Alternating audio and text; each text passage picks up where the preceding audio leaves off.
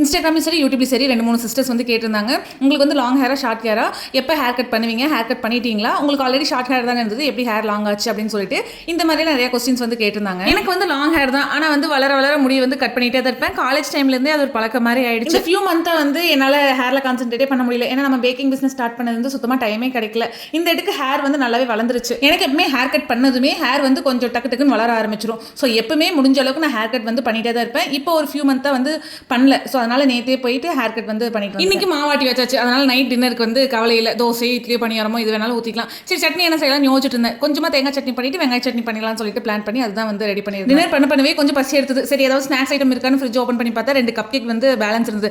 ஏன்னா ஆல்ரெடி நம்ம கிட்ட ஒரு கஸ்டமர் வந்து 6 கப் கேக் கேட்டிருந்தாங்க. நான் 8 கப் கேக்காக செஞ்சு வச்சிருந்தேன். அதில் வந்து 2 கப் கேக் பேலன்ஸ் இருந்தது. ஒரு கப் கேக் எடுத்து சாப்பிட்டு அதுக்கப்புறம் தான் வந்து டின்னரே ரெடி பண்ண ஸ்டார்ட் பண்ணேன். இன்னைக்கு தேங்காய் சட்னியோட வெங்காய சட்னியோட டேஸ்ட் வந்து நல்லாவே இருந்தது. வெங்காய சட்னியோட ரெசிபி வந்து இன்னொரு மினி விளாக்ல நான் கண்டிப்பாக ஷேர் பண்ணுறேன்.